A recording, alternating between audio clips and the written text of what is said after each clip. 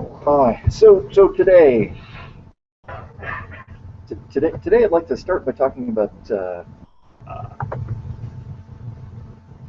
modular arithmetic, operations in finite. So Haven has generously agreed to show a little bit of stuff initially. It's mostly whiteboard stuff. So yeah, try to get out of the way. Always is pretty. Thanks, Creed. Alright, so yesterday we were talking about how you could add the mods in and they would carry throughout multiplication and it didn't matter if you added extra mods throughout the multiplication. So I'm just going to talk about how this works. So when you're dividing integers, there's a formula, the Euclidean division or just division algorithm, where if you have x, it equals some quotient times y plus a remainder. And there's a theorem that proves that there's the existence of this remainder, and it could be 0, less than or equal to the remainder, which is less than whatever you're dividing by, y. So when you do division, you're looking for this. So like 4 divided by 2, you would get q equals, you'd get 4, this q equals 2 times q, because this is your y, plus 0 for your remainder. And so when you're doing modulus, you're grabbing this remainder. And so if you represent the two numbers we're multiplying as like a equals qa, we're doing a prime plus ra. And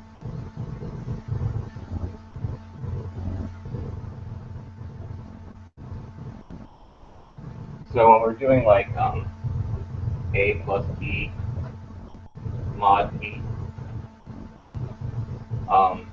this is gonna be the same as ua b plus ra plus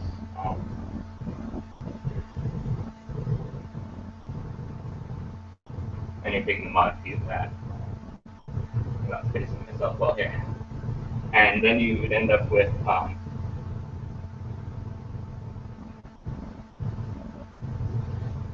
getting from it to you. I'm sorry. It's hard to work on the board. Yeah, I think you've been working over there.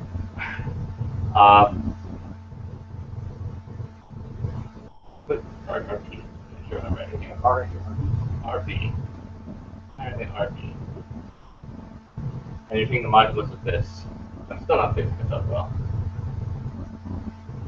And since this is a multiple of p, it's not going to factor into that equation. And then if these, for some reason,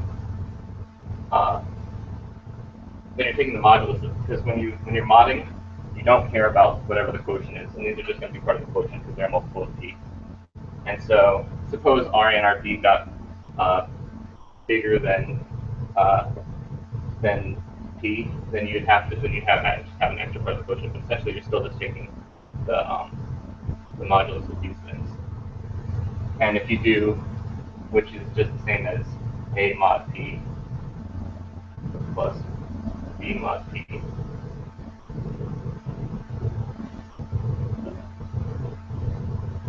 because this doesn't matter. And the same with multiplication. You're doing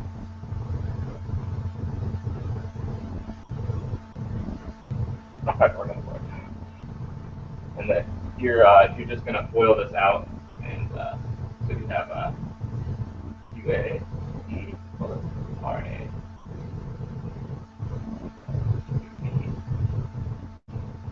RP. And then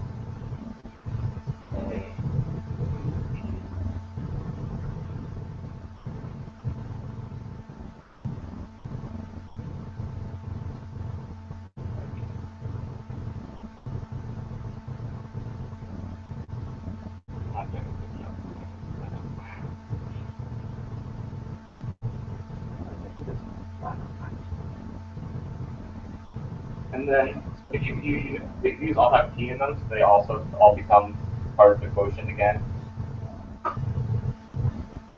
What is that I'm confused? It's hard to draw a root.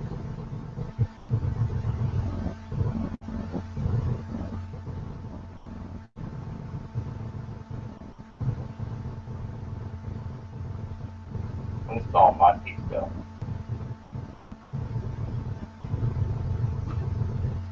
And again, since this is a multiple p, it won't factor into the modulus. You're just taking the modulus of this guy, which is the same as k mod p. Not enough space. K mod p times p mod p mod p. So the modulus carries through, and you don't have to do. That's why we were able to add all the extra mods.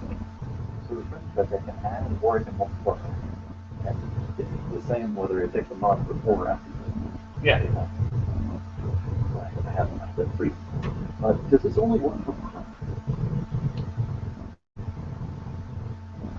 No, it should work for everything. The thing is, without primes, you're not going to get all the nice.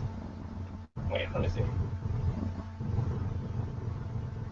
No, this should work for non-primes too. I don't think independent on this being with p being prime anywhere in there. So. Yeah, you can factor out speed and non-speed. Yeah. Yeah, I think that's all I had to talk really. Yeah. Alright.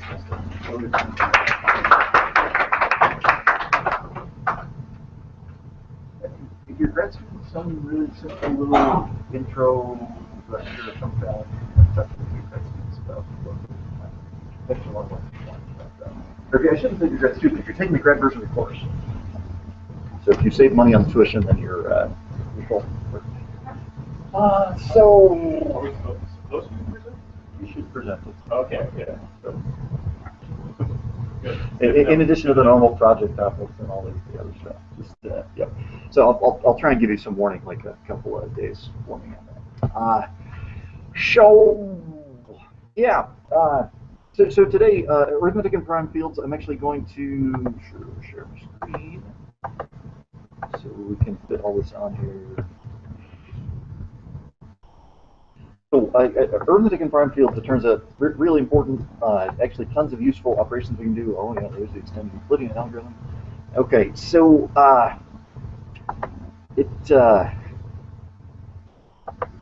as it turns out, right, we can actually do arithmetic in these fields. There's oh, awesome. Right, is spelled field. I and E, E and I. So, abstract algebra. This is actually a pretty fun, interesting course. Although this was years ago now, so I'm not 100% certain. So the deal is, you can actually define arithmetic in a bunch of different ways, which sounds like sort of, well, we can redefine arithmetic. So, for example, you might have a thing like called a magma. So a magma means you have like A's and B's in the inside of the magma. And there's some operation A at B. And that's a thing. And that's all you know. So there's actually not quite that much to a magma. The place where you can see it has things about a group. So the group has closure in the group, right? And so it has some operation, and you can define it with all. So for like I get some group have operation in the group. My operation has to be associated, or my operation has to have an identity. And my operation has an inverse constraint. So lots of different ways of defining mathematical objects that are base things. There's a ton of different groups. So for example, I might define a rotation group. So the way rotation groups might work is I could say I'm going to have 0 turns. I might have here's 1 turn. So basically taking this thing and rotated it far. I might have 2 turns. And then the question is, do I have 3 turns? Well, 3 turns gets you back to the start. So if I if I define an operation of like compositing turns, right? I have like I don't know, 1 turn plus 2 turns equals 0 turns, which looks really weird, right? But is there some arithmetic where this actually happens? 1 plus 2 equals 0.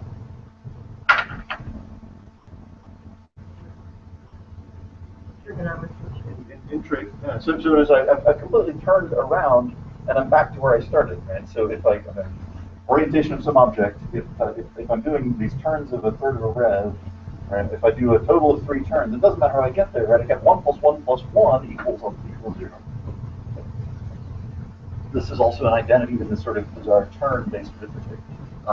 What is this, though? I do 3 terms that's equivalent to 0. I do any multiple of 3 terms that's equivalent to 0. What does it sound like in mod? Mod 3, yeah. So it turns out this is mod 3. And in fact, if I define 1 as 1 as third paren, and plus as sort of compositing these operations, these terms together, then it turns out I get, it's basically the integers mod 3. And anything I can do with the integers mod 3, I can do with this term-based arithmetic. And it's actually the same object. That's the surprising fact about this. So it turns out there's a couple of different ways to define groups. You can actually have groups that are not commutative. If you want commutativity in your group, you get an abelian group. Right? So just assume commutativity, so sometimes you add in that. And in an abelian group, A plus B is equal to B plus A. It turns out the integers mod something are an abelian group. And there's kind of this, it looks linear, it's actually not linear at all. So in practice, you have like, there's this whole set of possible axioms. So in group theory, all we know about these operations is these axioms are true. Right? There's closed, right? There's the inverses, right? And if I assume a abelian group, I have commutativity. So you can hit a ring if you have 2 separate operations. One is called quote-unquote addition, the move is lost. And what is called multiplication, then is primes, right? Some multiplication. So multiplication has to be distributed over addition to be a ring. You can negotiate that. And then to get a field, basically this whole thing, except there's multiplicative inverses. There's always additive inverses for a group.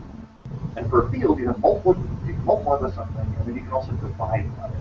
And this might sound weird, like, what is a multiplicative inverse? Like, if I'm doing arithmetic mod 3, what is the multiplicative inverse? So we got to draw the multiplication table for mod 3. So all I have is I have numbers 0, 1, and 2. 0, 1, and 2. Multiplication table mod 3. 1 times 1, 1. 1 times, 1 times 2, well, 2. This doesn't get interesting until you get there. What's the multiplicative inverse of 1? To undo the multiplication by 1, you can multiply by 1 again. What's the multiplicative inverse of 2? 1/2. 1/2 is not in Z mod 3. So surprisingly, that 2 is also its own multiplicative inverse. Right? And it's because 2 is equivalent to -1. So these things actually start to get interesting. Like you look at the multiplication table for Z mod 5. We're going to look at Z mod 13. And it turns out you can have inverses that are kind of weird looking, but inverses exist. Right? I can pick a number that will undo the effect of multiplication, and then I'll get back to it after we started, which is cool. So they call this a field, and of all these axioms, you can actually take basically every one of these axioms, remove, associativity from addition. And now you have some variant of the table. Right? So everyone is thinking that has a name. But I picked kind of like the diagonal of the big matrix of possible axioms. It's like incrementally adding axioms as we look at it now. But it turns out there's possibly these other things. So there's a skew field where you can have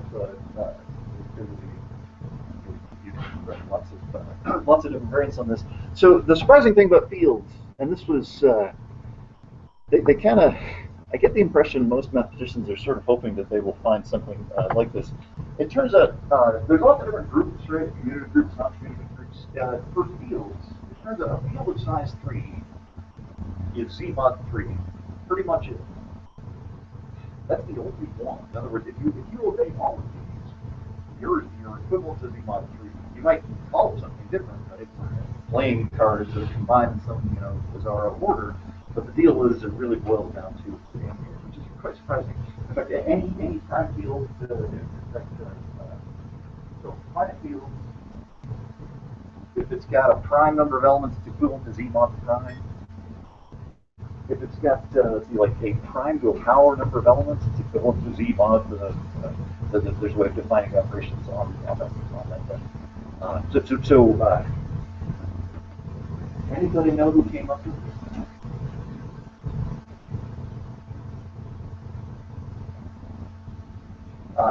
Galois, a guy named Galois. French. It was let's see, 1800s. This was actually quite surprising because he died extremely young.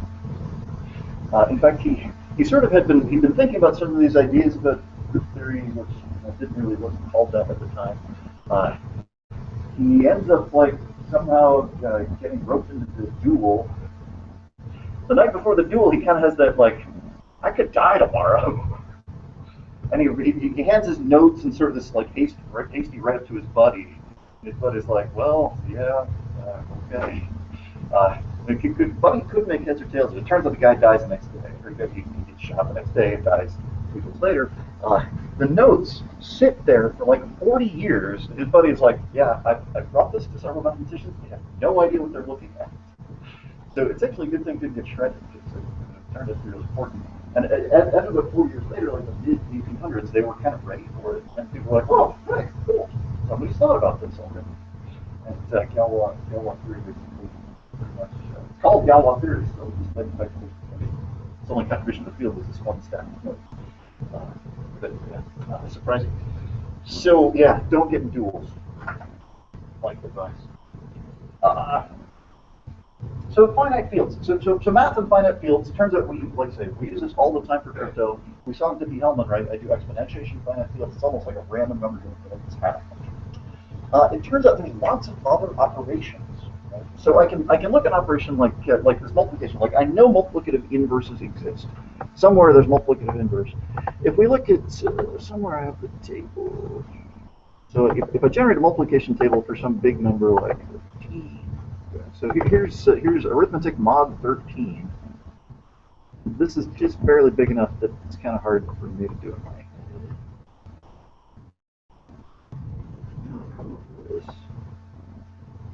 It's not all going to fit on the screen.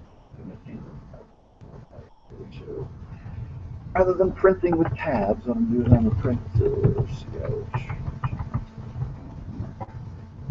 I'm going to print 3 no leading zeros, 3 digits wide. There we are. There's the product. So we do so Z mod 13. So here we have this little compact table. This sheet goes to the tab. So we have this bizarre table, right? So the standard patterns are like multiplying by 1 is really easy. Multiplying by negative 1 is actually really easy to do. Right? So the top, bottom row, the left, and the right row. And then instead of getting rid of more complicated, you go to the middle is essentially a random row. There are some symmetries. So if you look for 1s in this table, so for example, 2 times 7 gives you a 1. Why is 2 times 7 give you a 1? 14, mod 3, mod 13, and 1. What does that mean about 2 and 7? You take their product, you get 1. What does that mean? X times Y equals 1. I should say A times B. That means that A and B are inverses. Right? 7 is the multiplicative inverse of 2 mod 13. That's so I mean, it feels weird to have, you kind of want to say fractions. You don't need fractions in a finite field. Finite fields. That you can, so I can do arithmetic, I can actually compute the inverse of 2 with equivalent division. And I don't think there's no division involved, except in doing the mod. So, interesting question. If I want to know a multiplicative inverse, give me a row of this thing. Like, what's a multiplicative inverse 4? What did I just do there? I just checked all of these numbers. Is there a better way to do that? All right, what? Oh.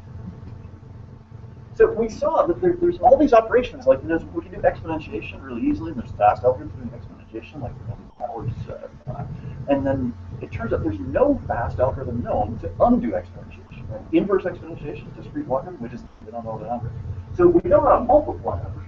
We do know how to divide, and we know how to find division. And So this is kind of surprising. So if you Google for this, you get little snippets of finding Python code, and the Python code says, yeah, here's how you find the multiplicative inverse. You just try all the numbers until you find the one. That's the multiplicative inverse, which is great. Algorithm exists. It's working great for small numbers. What's the asymptotic performance of the sort of brute force multiplicative inverse thing? Yeah, it's exponential time, right? For n-bit numbers, you're going to check all 2 to the n numbers.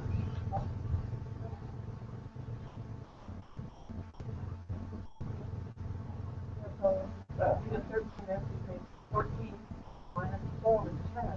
14 minus 7.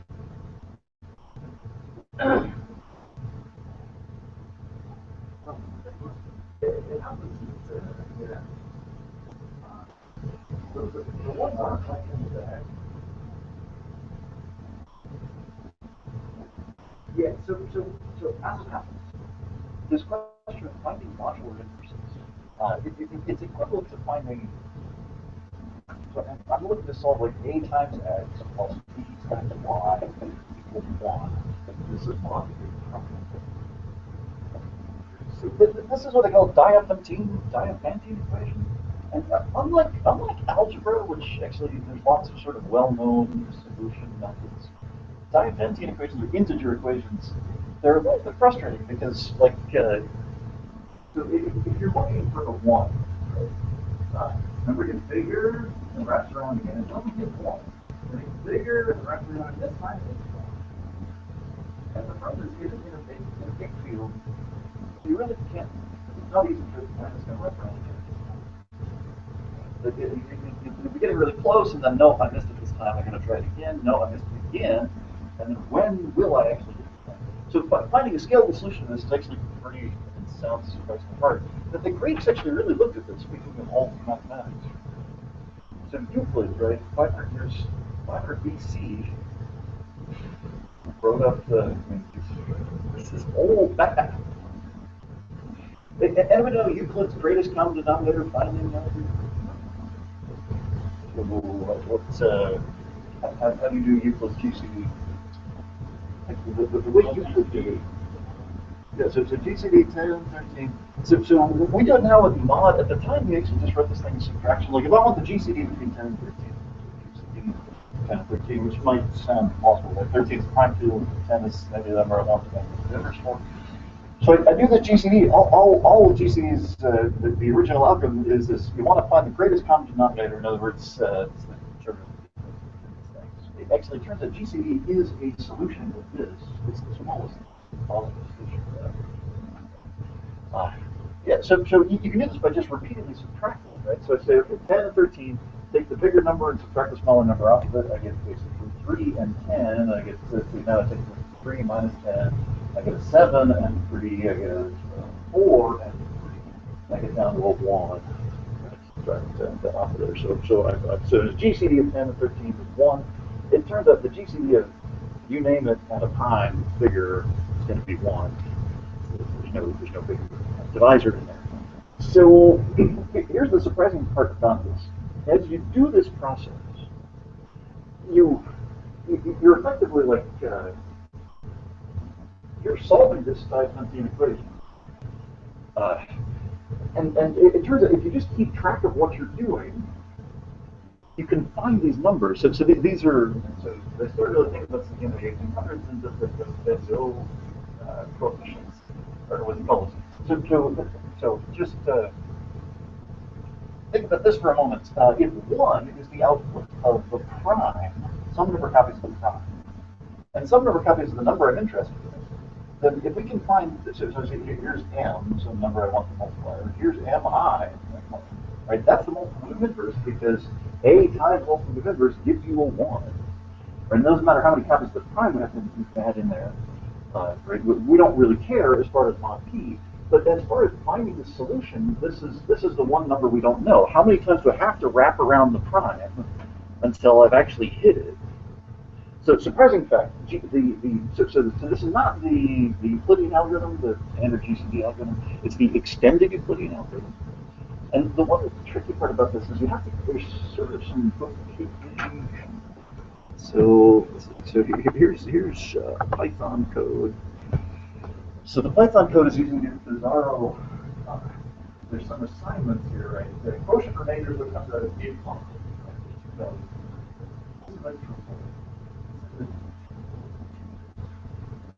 So what I'm doing is I'm taking the remainder and copying the last remainder. I'm taking the last remainder and the remainder. So this is like the last two things I did in the GCD.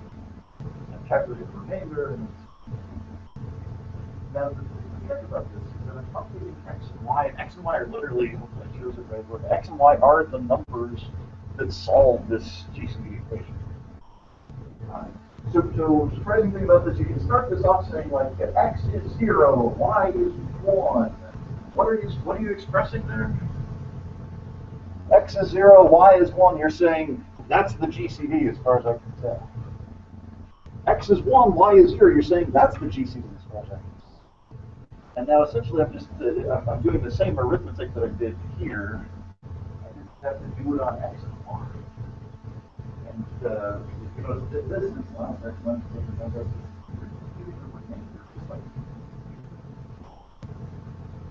so you do one division per iteration. If you watch what it's doing, so I take 13. So 13 initially, I'm saying 13 is my 13 is my GCD. I can take 10 times 0, 13 times 1, or 10 is my GCD, 10 times 1, 13 times 0. And then I can just work my way through here, and I can basically run this net. This net with 1, that's the GCD. It's always going to be GCD. And that's negative 3 caps to 13. On 13, plus 10. And I have to 10, 10, 4. So I just have to do the modular inverse from already. So the real question is, how does this scale? Because, I mean, if you do it the way Euclid did it by repeatedly subtracting, it doesn't scale terribly well. It still actually scales better than the brute force technique. So, I take a prime, like here's this 2d6-bit prime, and I'm ashamed to do it. I for years said like, no Python, not for me. C++ all the way, so I get high performance, and then this code just totally smokes my. It's 30 times faster. 55 better than mine. So I need to improve my divide. I have a multi-precision divide is actually really frustrating. Right? Anyway, so hopefully at some point we'll talk about this. So I do a modular inverse call. So to modular inverse call the extended GCD algorithm, I get the x and y coefficients. I return x. I don't care about y. That's just a multiple prime. So this thing is actually literally computing the thing. So if I just fail to exit, so we'll compute 10 mod 13, then we're completely not multiplicative inverse of some random hex thing, like with dead meat in the middle. So I picked a number. I have no idea what that is.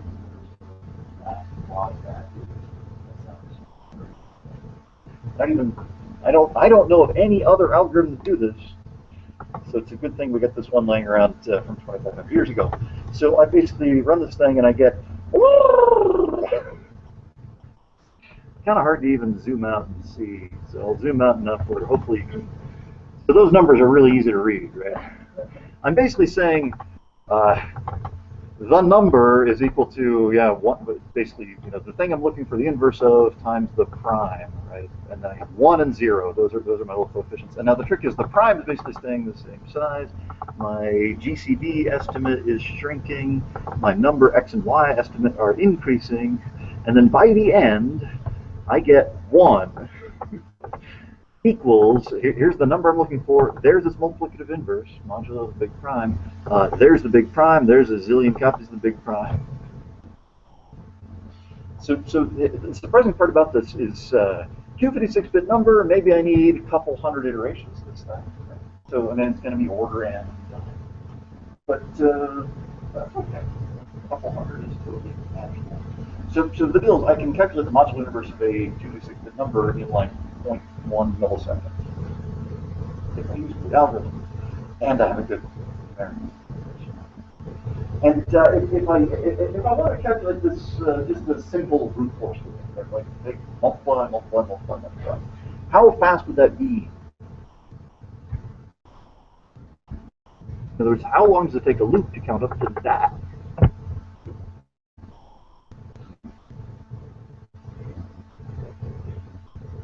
Yeah, there.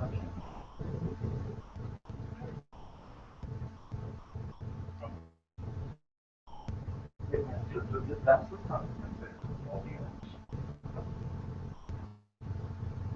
A loop counts up to that time. And you can kind of guesstimate. So I guess if we could probably save some time by saying, well, I just need to keep adding e mod p. I don't even need multiplication. I just keep, so I add another copy of e. Am I bigger than p? If so, I subtract off a copy of p. So it's just add and subtract on a big number. But so say you're doing a billion of those per second. Probably pushing it. A billion per second. So I'm burning 30 bits of training every second. The trouble is now I've just computed basically 2 to the 256 integer operations. Now I'm down to 2 to the 226 seconds. I can parallelize across the whole cloud. So say I got a billion machines in the cloud because I have all the money. Willing to spend it. Well, you just dropped another 30 bits off. We're down at 196 bits. 2 to 196 seconds for a billion machines running a billion per second apiece. Where else are we going to get all of those spare exponential numbers? And unfortunately, this number is really huge, right? But, 2 to the 6 is 10 to the 77th, which is really unreasonable. But luckily, we can knock it down to the 196. So that's only that many seconds. So let's see, let's divide by 3,600 seconds per hour, 24 hours per day, 25 hours per day, 365 days per year. Let's see, and it's 10 to the 50th years, which is kind of a problem. Billions of years. Let's do this for lifetimes of the universe. Measure that. 13 billion years or something. They keep changing this. It's only 10 to the 40th lifetimes of the universe.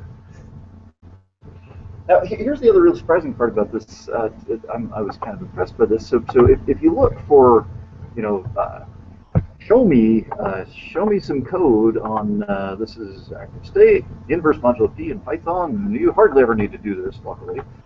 See, this recipe is for that situation. So you notice it says for d in between 1 and p. Check. And otherwise, just keep going. And if you get to the end, you say, nope, there is no line.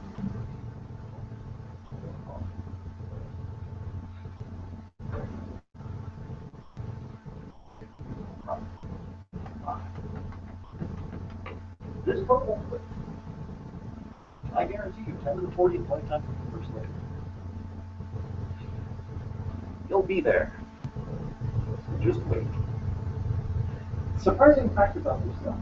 The difference between brute force and a, reasonably decent 2.5 thousand year old algorithm. It's the difference between a fraction of a millisecond and exponential. Yeah. So, surprising thing to me, dive into the integer stuff, it's possible there's some equivalent, simple little block of Python that could essentially solve discrete logarithm in, a dozen lines of code. We just don't really know what we don't know how to find them. Didn't have one line math. So it turns out we can, in fact, do this, right? This works great, especially if I comment out the intermediate printing. So we basically end up getting, I have a product of 1, right? And that's saying, just found a number, E inverse, that's basically that times E inverse gives you 1, not this big product, which is really cool. Is that useful for anything? So it turns out multiplication is fast and division is fast.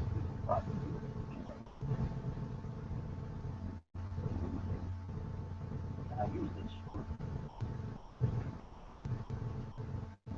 for graphic operation.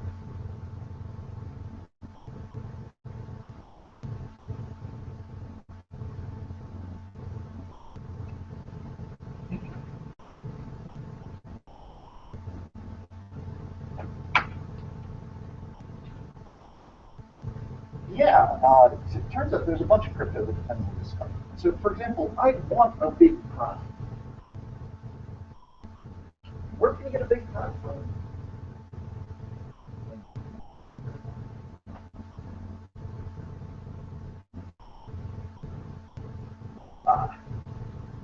Turns out there's situations where I want a unguessable prime. I want a big prime that's not sort of somebody's gonna have a hard time guessing. Where can I find a list of primes that are hard to guess? You can't because they're on the list. You can't make a list of primes that are hard to guess because then they're on the list. The only way you can get primes that are hard to guess is to just make up numbers and then check to see if they're primes. It turns out we have no efficient way of checking to see if numbers are primes. We've actually validated this number is. But there are a couple of things. So, for example, I can take a prime to any power, and this thing ends up being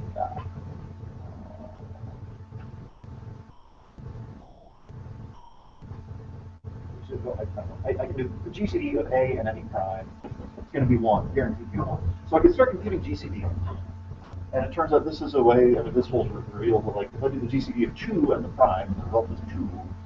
Shoot, the prime was even. Why did we even try that? What do you think? If you don't do anything, half the time you're going to get even primes. That's not a good candidate prime. Just FYI. And then, half the remaining time they're going to be multiples of 3. So oftentimes what you want to do is you pick a random number, right? You multiply by 6, add 1. I'm not going to be a multiple of 2, I'm not going to be a multiple of 3. Multiple of 5, right? So you can. So if I have some source of random numbers, I can actually check to see if they're primes, and now I can build primes. And if I can now I have the secret field of a prime. So so the other big thing, modular inverse.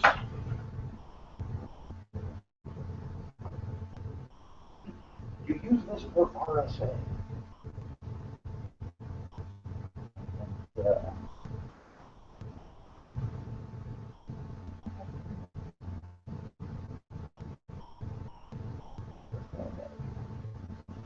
yeah. Okay. So I guess I will end the broadcast.